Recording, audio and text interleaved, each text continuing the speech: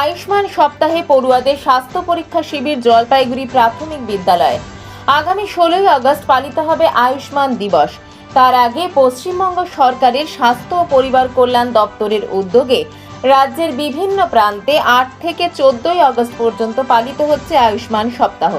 এই কর্মসূচির অঙ্গ হিসেবে শুক্রবার জলপাইগুড়ি টিবি হাসপাতাল পাড়া সংলগ্ন প্রসন্ন কুমার প্রেমানন্দ প্রাথমিক বিদ্যালয়ে পড়ুয়াদের নিয়ে একটি স্বাস্থ্য পরীক্ষা শিবির অনুষ্ঠিত হয়।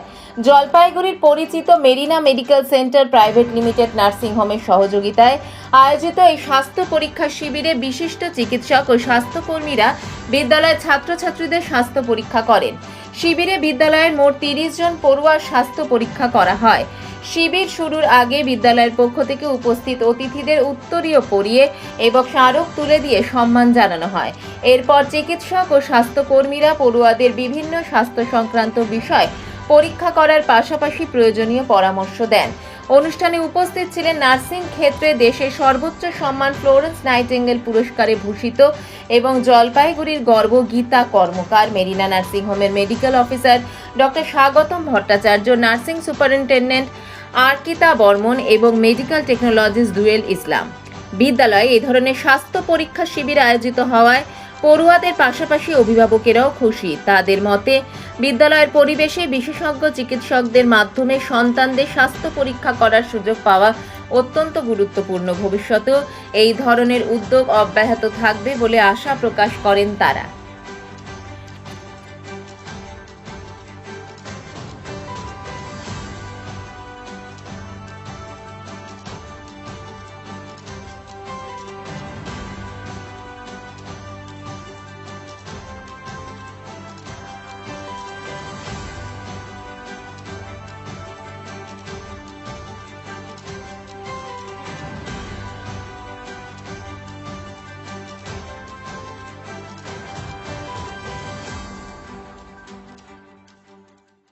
আমি মেরিনা মেডিকেল সেন্টার থেকে এসেছি। আসলে 8 তারিখ থেকে 14 তারিখ অবধি কেন্দ্রীয় সরকারের একটি প্রকল্প আয়ুষ্মান উইক সপ্তাহ পালিত হচ্ছে।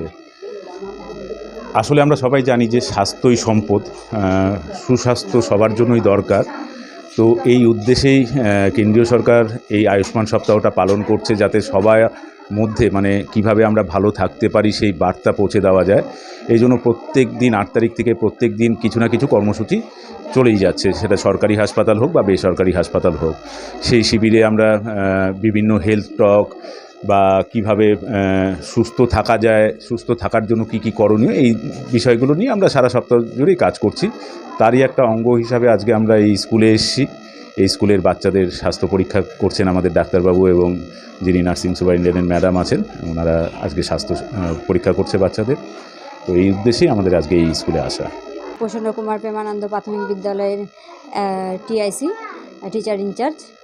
আমাদের স্কুলে আজকে আয়ুষ্মান প্রকল্পর যে সপ্তাহ চলছে, সেই সপ্তাহের জন্য আজকে ডক্টর ক্যাম্প চলছে। মেরিনা মেডিকেল প্রাইভেট লিমিটেড থেকে এসেছে ওনারা এসে এখানে একটা সুন্দর ক্যাম্প করছে।